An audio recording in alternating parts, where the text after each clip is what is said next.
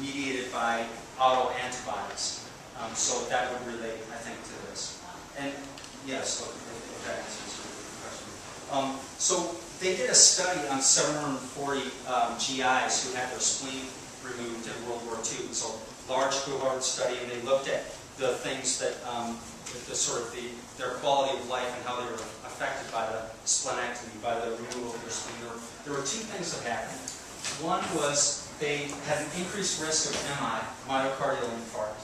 And then the other one was they had an increased risk for certain blood-borne infections, pneumococcal infections of the blood, and then also EBV, Epstein-Barr virus, CMV, those types of blood-borne pathogenic disorders. This notion here of the myocardial infarct, it's not immediately intuitive, but just based on what I told you so far about what the spleen does to the blood, you can understand that because the spleen is constantly taking out all of these spherocytes and creating a space for these biconcave discs, these red blood cells to occupy, it's basically reducing the resistance in the capillary system.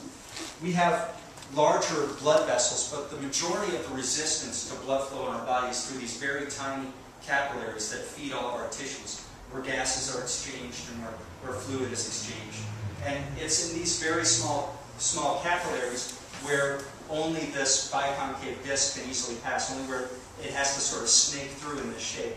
The spherocytes can't move through those areas, and so both in the tissue of the heart itself, where the heart is being provided with oxygen, and elsewhere where the heart has to pump blood against this resistance, it creates a scenario where their heart has to work harder, and it would also be more poorly oxygenated as a result of the spleen not removing all these spherocytic red blood cells.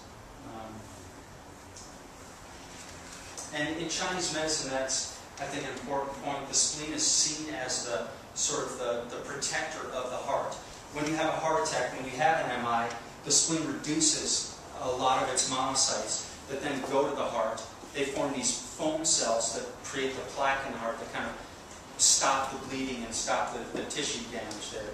And at the same time, the spleen is constantly sort of lightening the load on the heart by removing these spherocytes and basically keeping the blood nice and young and fluid, allowing it to flow freely and not for that flow. This room idea again kind of comes to mind. It allows the blood to flow freely rather than become kind of sticky and stopped up.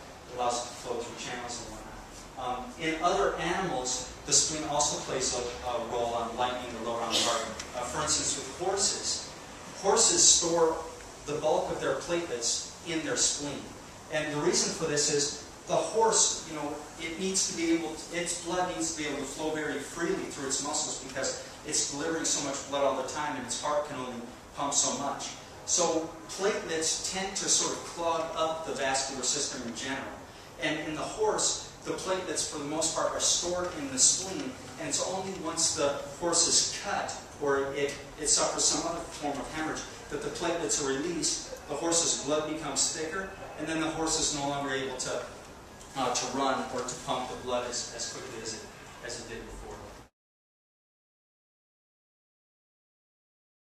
Is there a reason why this time of year is associated with this? Well, this is sort of the damp time of year. In other climates, where there's a big snowpack and there's a lot of snow and whatnot, all that water is stored up on the mountains or it's stored on the ground, and then all of a sudden it thaws. And this would be the time of year when the ground is just starting to sort of starting to lose all of its moisture and whatnot.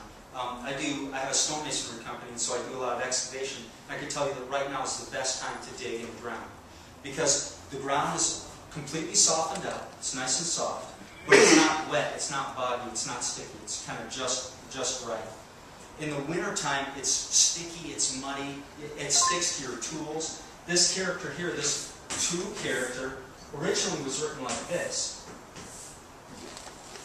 with some sort of clod on it. And a lot of authors believe this is some sort of stick that's stuck in the ground with a clod of dirt or something on it, something that's sort of stuck to it.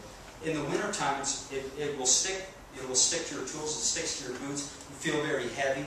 You actually feel walking around in that kind of murky, marshy type of environment like you would if you had a spleen qi deficiency or a spleen deficiency. One of the main symptoms of a spleen deficiency is this sense of constant fatigue. The limbs feel heavy, the limbs feel weak.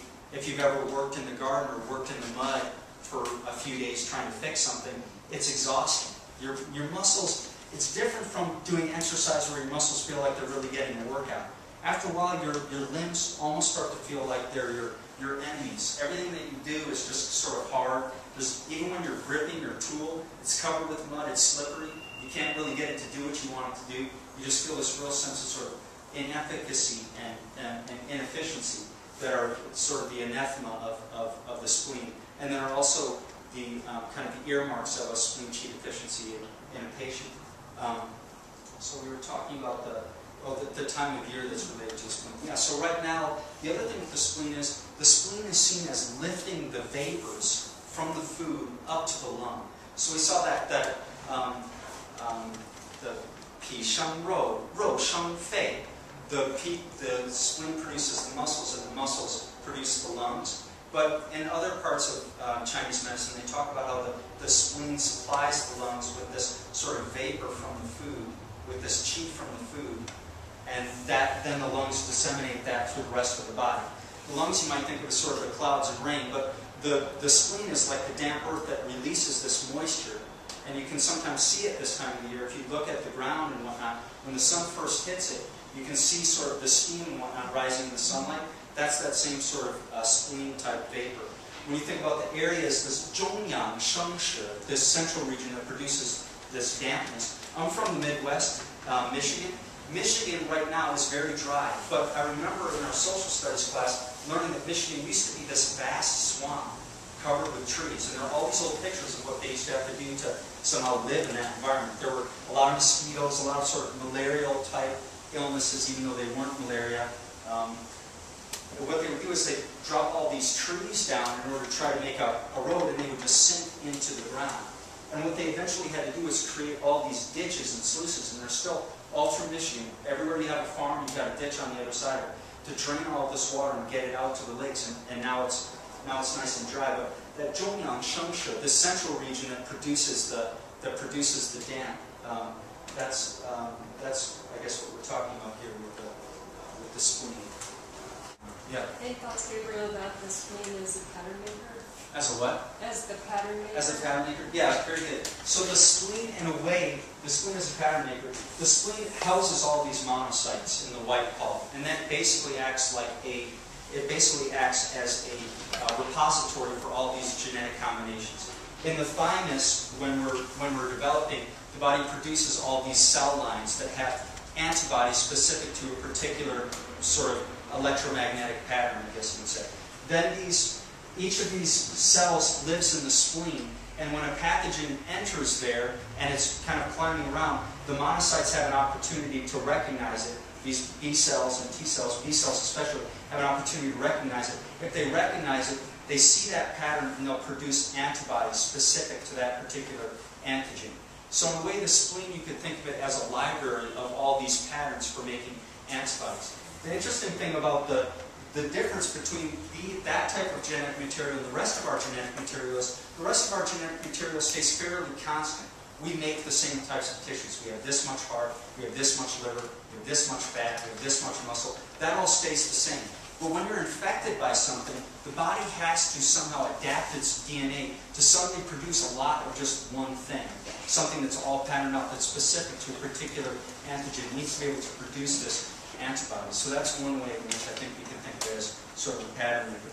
I think the other way you can think about the spleen as a pattern maker is it's closely related with this concept of the affect, or the spirit, I guess you would say, of the spleen. This character here is